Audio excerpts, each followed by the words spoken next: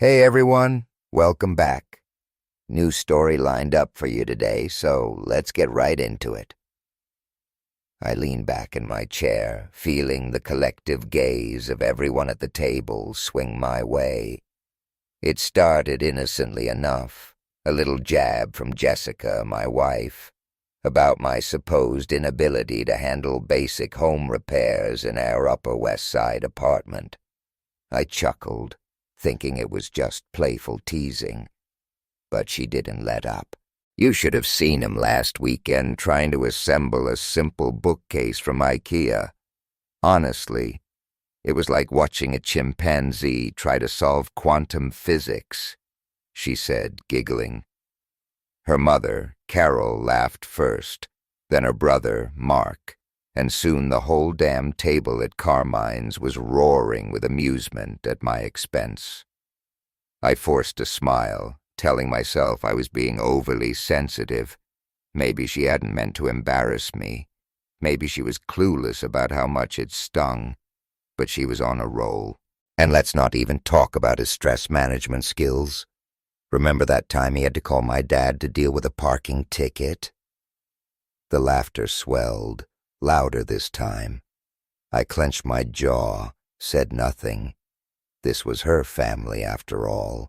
Didn't want to cause a scene in front of her parents, especially not at her favorite Italian spot.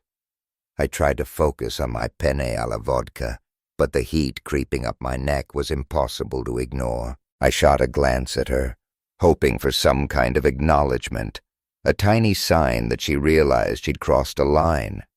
Nope. She was basking in it, loving the attention, the center of the joke. Then Mark, her brother, smirked. Dude, I seriously don't know how you managed to snag Jessica. You got lucky my sister has questionable taste. The fresh wave of laughter that followed landed differently. It wasn't just a joke anymore. It felt like a deliberate attack, a gauntlet thrown down, and then, as if to hammer the point home, Jessica leaned in, a smug look on her face. Oh, come on, guys, let's be honest. He's not exactly a real man. Silence hung in the air for a split second, the only sound the faint scraping of silverware against ceramic plates.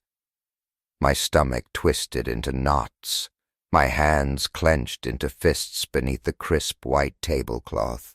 Not a real man. I could have laughed it off, swallowed the insult like I always did, but something in her tone, so casual, so utterly confident, as if she expected everyone to agree without question, made something inside me snap. It wasn't explosive rage, the kind you see in movies. No, this was something colder, sharper, more dangerous. I scanned the table, their smirks, their collective amusement, then back to her. She wasn't embarrassed, wasn't apologetic, wasn't even looking at me. Because to her, this was normal. This was just Tuesday night with the family. I swallowed down every instinct to argue, to defend myself, to demand respect that clearly wasn't on the menu, because in that moment I knew something she didn't. This was the last time she would ever humiliate me like this. The cab ride back to our place was suffocating. Jessica was glued to her phone, mindlessly scrolling through Instagram, as if nothing had happened, as if she hadn't just surgically removed every ounce of my self-respect in front of her entire family in their fancy restaurant. The only sounds were the incessant ping of her notifications and the dull roar of traffic outside the cab window. My knuckles were white as I gripped the door handle. Her words echoed in my head, a relentless, mocking loop. Not a real man. I wanted to scream, wanted to lash out, wanted to demand she explain what the hell that even meant. Did she have any idea what it felt like to sit there, completely exposed, while her family dissected me like some pathetic specimen she regretted marrying. But I didn't say a word. Neither did she. That silence, her utter indifference, spoke volumes, told me everything I needed to know. We pulled up in front of our building on West 74th, and she finally looked up from her phone, her brow furrowed in annoyance. "Are you seriously still sulking about that?"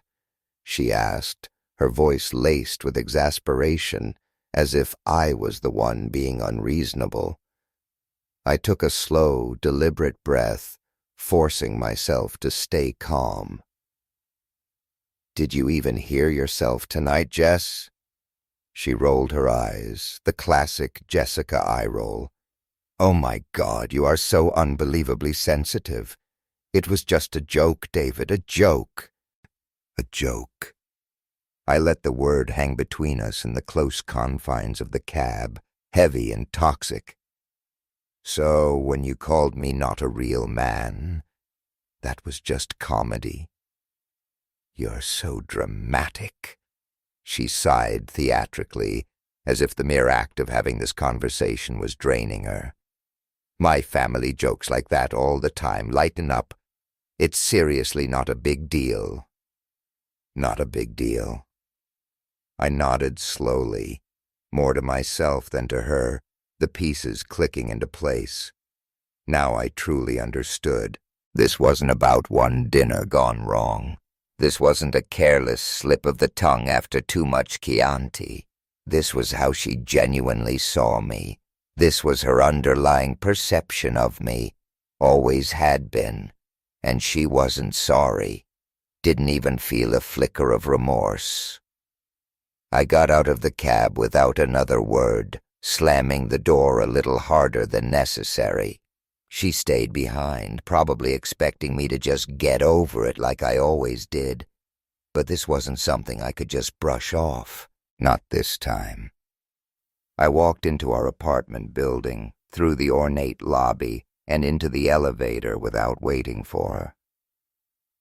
The elevator doors slid shut with a soft whoosh, sealing me in silence. She was still out there, in the cab, still scrolling, still utterly indifferent. I stood in the dimly lit hallway of our apartment, for a moment, just looking around. The home we had built together, or at least the home I thought we had built. Everything felt alien now, tainted by the evening's revelations. The framed photos on the walls, the mid-century modern furniture we'd painstakingly chosen together, even the lingering scent of her expensive perfume in the air. It all felt like it belonged to someone else, to a life I no longer recognized.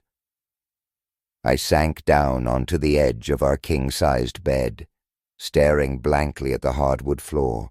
I don't know how long I sat there, lost in thought, but at some point the anger and hurt started to recede, replaced by a cold, clear sense of resolve. I stopped replaying the dinner in my head, stopped dwelling on her cruel words, and started thinking about what needed to happen next. I wasn't going to argue with her, wasn't going to beg for her respect, wasn't going to try to convince her to see my worth. I was done playing that role. So, I made a choice. A quiet, internal shift. I didn't slam doors, didn't throw things across the room, didn't even bother telling her I was making a decision. I simply stopped trying. The shift was subtle at first, almost imperceptible. I didn't wake up the next morning and declare myself a new man, ready to conquer the world. I just let go. I stopped initiating conversations. If she wanted to talk, she could make the effort. If she didn't, I wasn't going to chase after her, begging for crumbs of her attention. I stopped making plans that revolved around her. If she wanted to spend time together, she could suggest something, make the effort to connect. If she didn't, I wasn't going to plead for her company. I started focusing on myself, on things that actually mattered to me, something I realized I hadn't done in a long, long time. I started going to the gym consistently, hitting the weights, pushing myself harder than ever before, not for her approval, not to impress her, but because I wanted to feel stronger, both physically and mentally. I spent more time working on my photography projects, diving back into the darkroom, developing prints, losing myself in the creative process, things I had put on the back burner for far too long in our relationship. I stopped waiting for her to acknowledge me, to appreciate me, to see my value. And slowly, almost imperceptibly at first, I started realizing something profound. I had spent so much time, so much energy trying to be good enough for her, trying to meet her impossible standards, that I had never stopped to ask myself a fundamental question. Was she actually good enough for me? Now, finally, I had my answer. And I didn't like it one bit. Initially, she didn't seem to notice the change in me. Or maybe she did, and just assumed it was a temporary phase, a fleeting mood swing, something I'd eventually get over, like I always had in the past. Days turned into weeks. I maintained my quiet resolve, my newfound distance. But this wasn't the kind of silence she was used to. This wasn't the passive-aggressive, cold shoulder she'd often deployed during our arguments. This wasn't some manipulative attempt to make her chase me, to elicit a reaction. This was something else entirely. I had genuinely checked out. Emotionally, mentally. I was no longer present in the relationship in the way I had been, and that's when she started to take notice. Then came the passive-aggressive remarks, veiled in a thin veneer of sarcasm. "Wow, you've been working out a lot lately, David, trying to impress someone at the gym? Oh, look at you. You actually have plans on a Friday night? That's new." She was testing me, probing for a reaction, waiting for me to snap, to fight back, to prove that I still cared enough to engage in whatever twisted game she was playing. But I didn't. I just offered a neutral shrug, a noncommittal, "Yeah, keeping busy." And that unsettled her far more than any heated argument ever could. One evening she tried a different tactic, a softer approach. We were sitting on opposite ends of our oversized couch, the TV flickering with some mindless sitcom neither of us was actually watching.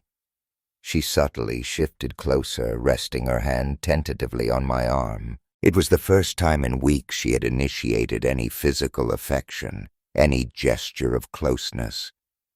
I didn't pull away, didn't recoil, but I didn't react either. I remained still, impassive. "I feel like we've been a little off lately," she said, her voice softer, almost hesitant, a far cry from her usual sharp tone. "Don't you think?" I glanced at her, meeting her gaze directly for the first time in what felt like an eternity. Had we been off? No. She had just finally started to feel the chilling absence of something I had felt missing, eroding for a very long time. I let a beat of silence stretch between us, amplifying the unspoken tension. "Yeah," I said simply, my voice flat, devoid of emotion. She waited, her eyes searching mine, expecting me to elaborate, to say more. to do what I had always done in the past, offer a solution, try to fix things, promise to be better, to try harder. But I didn't. I just held her gaze, my silence unwavering. And that was when, I think, she finally started to realize a fundamental shift had occurred. I wasn't the one who had something to prove anymore. She started watching me more closely after that, her attention suddenly laser-focused. I could feel it, the subtle shift in her demeanor, the way her eyes lingered a little longer when I walked past her in the apartment, the way she became hyper-aware when my phone buzzed on the coffee table. She wasn't used to this version of me, this detached, self-contained man who didn't jump to fix things, who didn't beg for her attention, who didn't seem to crave her approval. And the more emotionally distant I became, the more desperately she seemed to try to pull me back into our old, toxic dynamic. She started asking questions, probing into my life in ways she never had before, questions she never used to care about. Where are you going?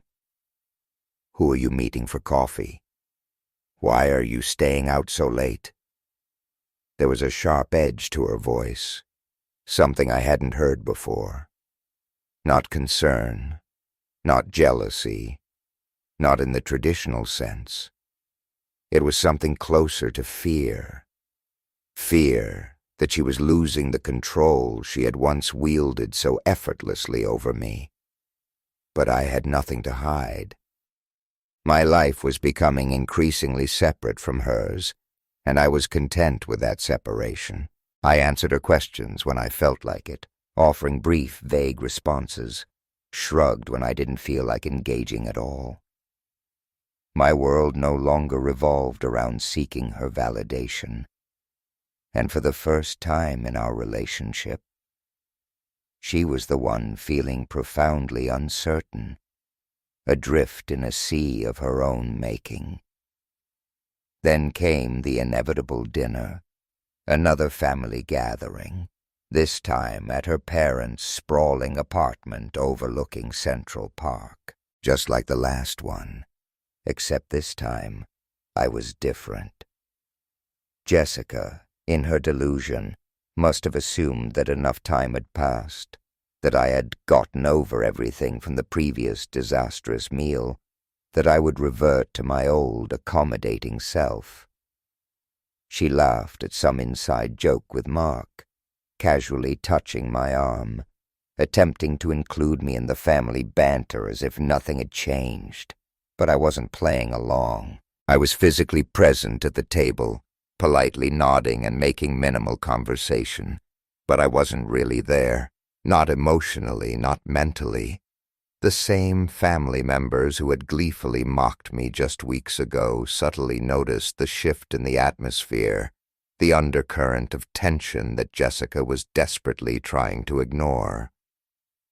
"David, you've been awfully quiet tonight," her mother Carol pointed out, her voice laced with a hint of forced cheerfulness. I offered a polite, tight smile and took a slow sip of my wine. "Nothing much to say, Carol." Jessica let out a strained, forced laugh, attempting to deflect the awkwardness. "Oh, you know David. He's just been so serious lately." She looked at me, her eyes pleading, waiting for me to jump in, to joke back, to reassure everyone that everything was perfectly fine, that we were still the happy couple they all knew and loved to judge. But everything wasn't fine, and I wasn't going to pretend otherwise. Not anymore. Mark, her brother, smirked, sensing an opportunity to reignite his favorite pastime of tormenting me. "So, still struggling to become a real man, Dave, or have you finally figured it out?" The old me, the David who had existed just weeks ago, would have laughed nervously, tried to deflect the insult with self-deprecating humor, attempted to prove myself worthy of their acceptance, made some pathetic effort to win their approval. The new me. I just looked at him, held his gaze steadily, unflinchingly, long enough for him to realize that I wasn't playing games anymore, that I was operating on a different plane entirely. His smirk faltered, then faded completely. And that was it. I didn't need to argue, didn't need to defend myself, didn't need to fight for respect that was never going to be freely given. My silence, my unwavering gaze, was my response. And this time, they felt it. The weight of my detachment, the impenetrable wall I had erected around myself. The dinner continued, but the energy in the room had palpably shifted. Jessica was visibly fidgeting, picking at her food, her usual confident demeanor crumbling under the weight of the unspoken tension. This wasn't the comfortable, predictable dynamic she was used to, the one where she held all the cards, where I was always the one striving to please, to appease, to earn her approval. For once, she was the one feeling deeply unsure of where she stood in our relationship, and I, ironically, had never been more certain of where I stood. I didn't belong there anymore. Not at that table, not in that family, not in that life. The cab ride home was starkly different this time. Jessica wasn't scrolling through her phone, wasn't pretending that everything was perfectly normal, wasn't radiating that infuriating indifference. She just stared straight ahead, her fingers drumming a nervous rhythm against her thigh, her body rigid with unspoken tension. I could feel the weight of the silence in the air, thick and heavy, suffocating, but I didn't break it. I let her sit in it, stew in it, confront the reality of the chasm that had opened up between us. I pulled into the driveway of our building, put the car in park, and stepped out without a word, without even glancing back at her. I could hear her following behind me, her heels clicking against the pavement a little faster than usual, a frantic urgency in her stride. As soon as the front door of our apartment closed behind us, sealing us in together, she finally exploded. "What the hell was that, David?" I turned to face her, meeting her eyes directly for the first time that night, my expression calm, almost detached. "What was what, Jessica?" She scoffed, crossing her arms defensively, her voice dripping with sarcasm. "Oh, don't play that innocent act with me. You know exactly what I'm talking about. You sat there all night acting like a complete stranger, like you weren't even part of the conversation, like you were actively trying to sabotage everything." I tilted my head slightly, my gaze unwavering. Was I supposed to be something else? Her jaw tightened, her nostrils flaring with barely suppressed anger. "Are you seriously still mad? Still holding on to that stupid joke from weeks ago? You're unbelievable." I let out a slow, deliberate breath, the air hissing softly through my teeth. "There it is again," I said, my voice calm, measured, almost clinical. "You still don't get it, do you, Jess? This isn't about the joke. It's about the fact that I finally saw things for what they truly are. It's about the realization that I've been living a lie for far too long." She let out a humorless, brittle laugh, laced with disbelief. "Oh, please, enlighten me with your profound wisdom." I didn't react to her sarcasm, didn't rise to her bait. I wasn't there to argue, wasn't there to justify my feelings, wasn't there to make her understand. That ship I realized with a sense of finality, had long since sailed. "I spent years trying, Jessica," I said simply, my voice quiet but firm. "Years trying to be good enough for you. Years trying to prove myself worthy in your eyes, in your family's eyes. Years trying to fit into whatever warped version of a real man you and your family have concocted." Her arms dropped to her sides, her defensive posture faltering for the first time. "And now you're done?" I nodded slowly, deliberately. "Yeah," I said, "I am done." For a moment she didn't say anything, just stared at me, her expression unreadable, a mixture of confusion, disbelief, and perhaps, just perhaps, a flicker of something akin to regret. Then she let out a short, sharp breath, shaking her head dismissively. "You're being completely dramatic, David, as usual." I almost laughed, not because it was funny, but because it was so utterly predictable, so perfectly in line with her ingrained denial. "You keep telling yourself that, Jessica," I said, my voice flat, devoid of emotion, as I turned and walked past her, heading towards the bedroom. I grabbed a duffel bag from the closet and started throwing clothes into it, my movements efficient, purposeful. She followed me into the bedroom, her voice rising in pitch, laced with a growing panic. "Oh, so what? You're just leaving? Just like that? You're really gonna walk out?"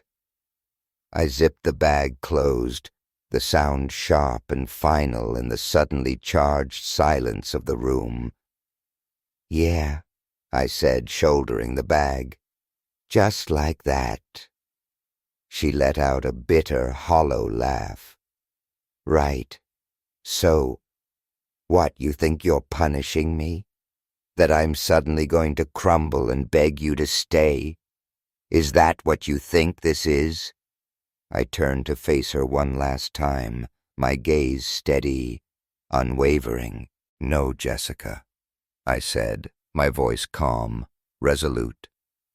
"I think you're going to do exactly what you've always done. Pretend you don't care. Pretend you're better off without me. Pretend this doesn't affect you in the slightest. And maybe—" I paused, a flicker of something like pity crossing my face. "Maybe, in your own twisted way, you actually are." I slung the bag over my shoulder and stepped past her, walking towards the door, leaving her standing there in the middle of our bedroom, silhouetted against the soft glow of the city lights filtering through the window. "But so am I," I added, my voice barely above a whisper, as I opened the door and stepped out into the hallway. I walked out of our apartment, out of her life, without looking back. No yelling, no dramatic goodbyes, no tearful recriminations. She wasn't worth that kind of ending. And for the first time in a long time, I wasn't running from anything. I was finally, truly running towards something. Myself. So there you have it. What are your thoughts on David's decision? Let me know in the comments below, and don't forget to like, share, and subscribe for more stories.